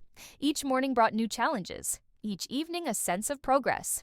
The teens from the program often visited the construction site, their excitement about the new facility infectious. Through it all, the legal proceedings against Jennifer continued in the background. Detective Morales kept me updated on developments, additional victims identified, evidence mounting of a sophisticated criminal enterprise. Jennifer herself remained in custody, denied bail due to flight risk and the severity of the charges. Looking at decades of prison time, Morales told me during one update. The financial crimes alone carry significant sentences, and now they're investigating potential medical evidence as well.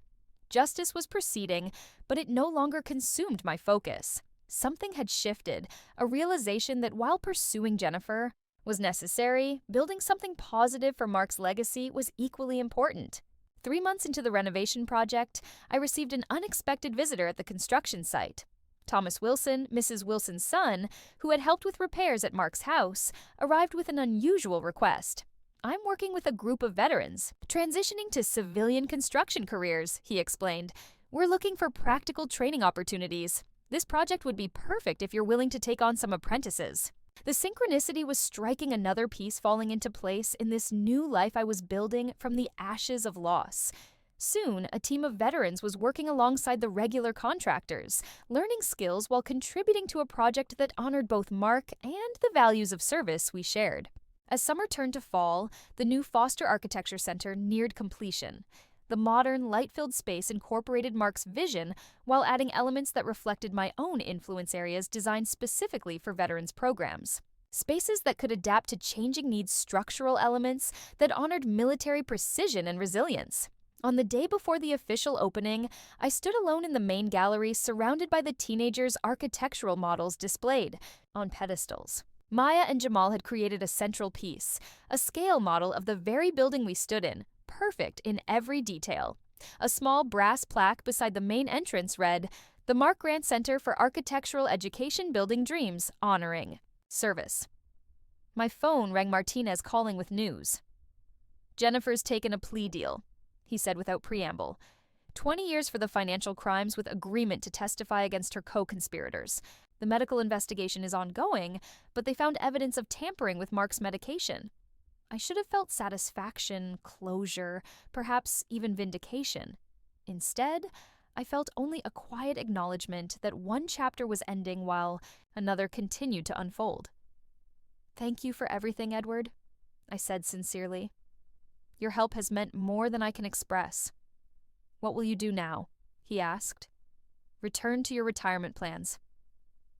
I looked around at the center, at the space that had become not just a memorial to Mark, but a living extension of his values and vision. "I think I found my second career," I replied. "It turns out there's more than one way to serve." The official opening of the Mark Grant Center drew community leaders, architectural professionals, and media attention. The teens from the program served as proud guides, showing visitors through the facility and explaining how the various spaces would function. I stood back, watching the interaction between the young people and the community that had come to support them. This was Mark's true legacy, not the house or the bank accounts Jennifer had coveted, but the lives he had touched and the opportunities he had created. As the event wound down, David Foster introduced me to a visitor who had arrived late, Dr. Chen, the oncologist who had initially diagnosed Mark's cancer. "I wanted to see what Mark helped create," she explained, her gentle manner reminding me of Dr. Reynolds. He spoke about these students during his appointments, even when he was quite ill. We walked through the quieting center together. Dr. Chen, sharing memories of Mark as a patient, his concern for others even while facing his own mortality, his detailed questions about his treatment, his determination to complete certain projects before time ran out. "There was one thing that always bothered me," she said, as we reached the memorial wall displaying photographs of Mark with his students. "His condition deteriorated much faster than I expected given the initial diagnosis. I've reviewed his case several times, wondering if I missed something. The police investigation found evidence that his medication may have been tampered with." I told her quietly. Dr. Chen's expression darkened. "That would explain a lot. The rate of decline was unusual. I actually noted it in his file." My confirmation of what we'd suspected was both painful and validating. Jennifer hadn't just stolen from Mark. She had likely accelerated his death, either through deliberate action or criminal neglect. "I'm sorry I couldn't do more for him," Dr. Chen said, genuine regret in her voice. You did everything possible with the information you had, I assured her. The person responsible is facing justice. As Dr. Chen prepared to leave, she mentioned the pediatric oncology unit where she also worked. We have a patient there who reminds me a bit of your son. Same determination, same concern for others despite his own circumstances. 8 years old and worrying about the other children more than himself. What's his diagnosis? I asked, thinking of the countless military hospitals I'd visited over my career, the wounded soldiers who'd shown similar courage. Acute lymphoplastic leukemia, she replied. Ethan Chen. No relation to me, just coincidence. He's responding well to treatment, but he has no family support. His mother passed away last year, and his father is unavailable. The story tugged at something in me. No other relatives. Dr. Chen shook her head. He's in the foster care system, but with his medical needs. Placement is challenging. He spends more time in the hospital than most homes can accommodate. Before I could respond, Foster called me over to meet some potential donors for the program's operational fund. By the time I looked for Dr. Chen again, she had departed, leaving me with thoughts of a boy I'd never met facing battles no child should have to fight alone. The following week, after settling into a routine of dividing my time between Mark's house, which I decided to keep rather than sell in the center, I found myself driving to Naples Children's Hospital. The impulse was difficult to explain, perhaps a continuation of the need to create something positive from loss, perhaps simply human connection to balance the administrative tasks that now filled my days. The pediatric oncology unit was bright, with murals and child-sized furniture, a stark contrast to the military hospitals I was more familiar with. At the nurses' station, I introduced myself and asked about volunteer opportunities. We always need readers for the children, the charge nurse told me. Many parents can't be here during the day due to work, and some children don't have regular visitors. As she explained the volunteer program, a small figure in a wheelchair rounded the corner. A thin boy with dark hair cropped close to his head, a NASA t-shirt hanging loosely on his frame, and bright blue sneakers that seemed too energetic for his pale skin. Ethan, you're supposed to be resting, the nurse scolded gently. I am resting, he protested, just resting while moving. His spirit, visible even through the obvious physical weakness, reminded me suddenly and powerfully of Mark. At that age, the same determination, the same gentle defiance of limitations. This is Colonel Grant, the nurse introduced me. She's interested in our volunteer reading program. Ethan studied me with unexpected intensity. You were in the military. Real military, not just video games. Real military, I confirmed. Army 40. Years. His eyes widened. Did you ever jump out of airplanes? 17 times, I said, unable to suppress a smile at his enthusiasm. Cool, he breathed. I want to be an astronaut. That's why I have to beat this stupid cancer. NASA doesn't take astronauts who can't pass the physical. The matter-of-fact way he discussed his illness, framing it as merely an obstacle to his larger goals rather than a defining tragedy, struck me deeply. This was resilience in its purest form, the kind I'd seen in the best soldiers, the kind Mark had demonstrated throughout his life. I bet NASA would be impressed by anyone who fought cancer and won. I told him that shows exactly the kind of toughness they need for space missions. His smile was sudden and brilliant, transforming his thin face. That's what I think too. Do you like space books? The volunteer yesterday only brought Princess stories. Before I knew it, I was sitting in the unit's small library, reading from the right stuff to Ethan and 2 other children who had wandered in. When fatigue finally overcame his enthusiasm and nurses wheeled him back to his room for medication, I found myself promising to return the next day with more books about space exploration.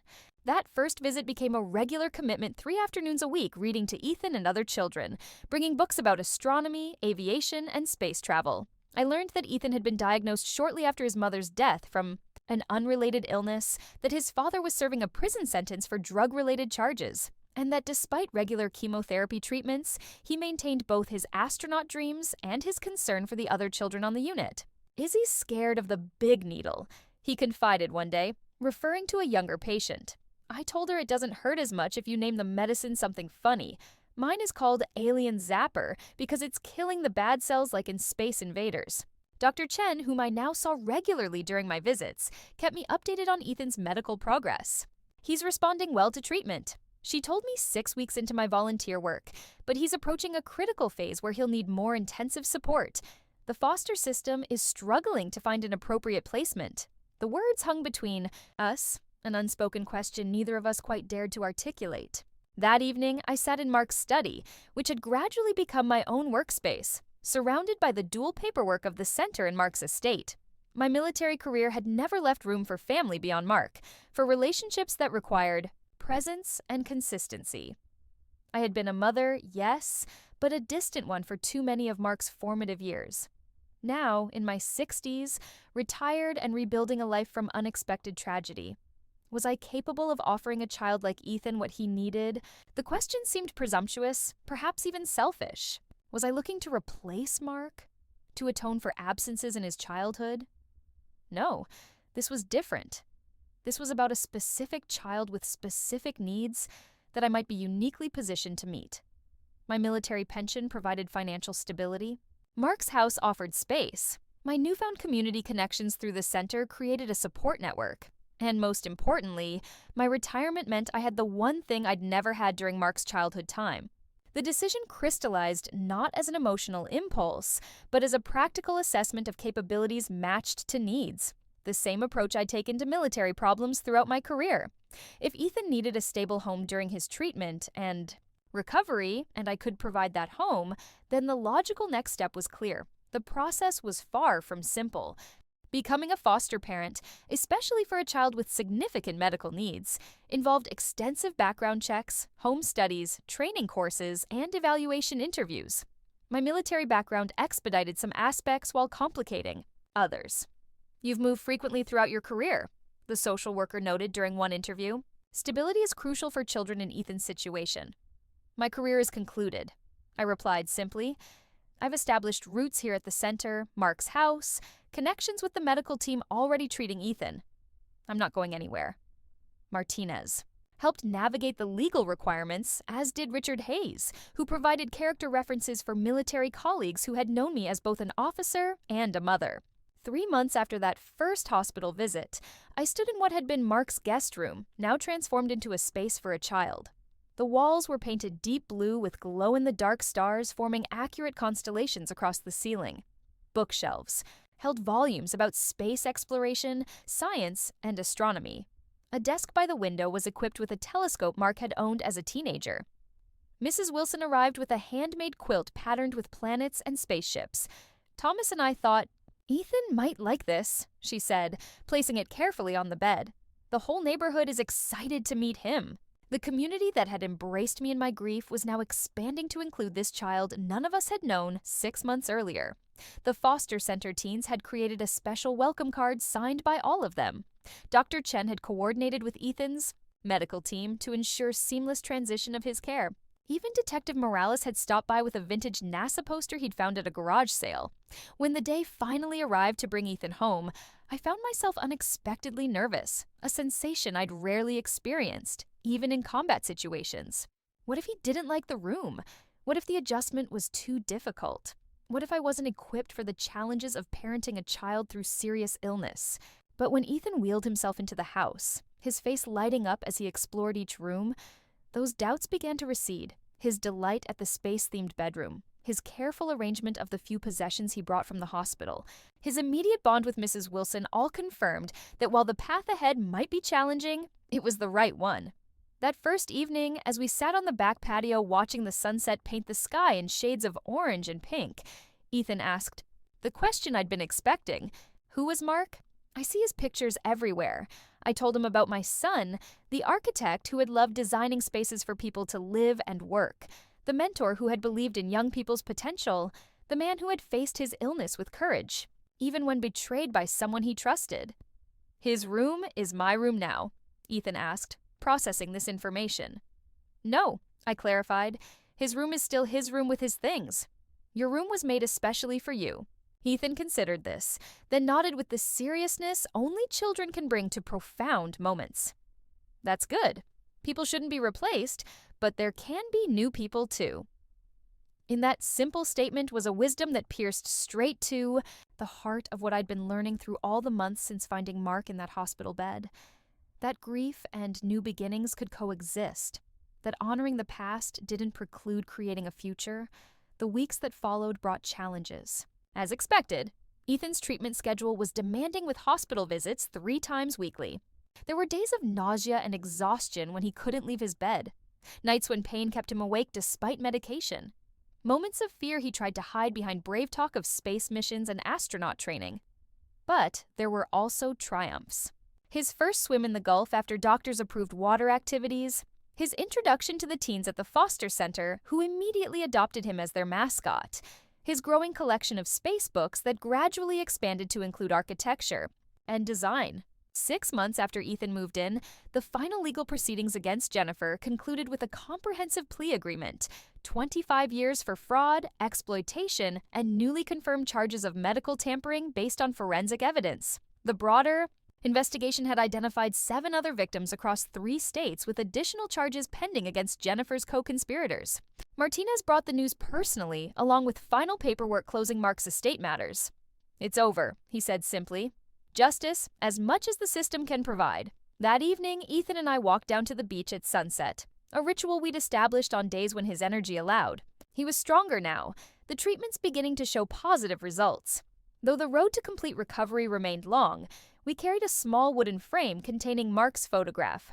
One I'd found in his office. Not a formal portrait, but a candid shot of him laughing, truly happy taken at the Foster Center during a student celebration. Ethan had asked about this ritual when I first suggested it, and I'd explained as best I could. It's not goodbye because we carry him with us every day. It's acknowledgement of what was lost, what was found, and what continues. We found a spot where the tide reached far enough to kiss the sand, but not take what was placed there. I set the frame down gently, pressing the base into the soft earth. Ethan placed a smooth stone beside it, one he'd found in the garden that morning, saying it would keep the picture from blowing away. We stood there for a long while, letting the waves speak for us. I thought about how different this moment was from the one I'd imagined when I first boarded that flight home. How loss had led me to something I didn't know I needed. How grief had opened doors to new purpose rather than closing them. When the horizon began to glow with streaks of pink and gold, Ethan slipped his hand into mine. I felt the steady warmth of his grip, the quiet promise that we were building something neither of us would have to face alone. "Ready to go home?" I asked. Ethan nodded, his gaze still on the photograph and the endless water beyond. "Yeah, I think he'd like what we did with the place." Turning toward home, I knew the house we would return to was more than walls and windows now. It was a place held together by new beginnings, built on honored endings, a foundation strong enough to support whatever came next. And for the first time in a long time, that was enough. What would you do if you were in my place? Have you ever been through something similar? Comment below.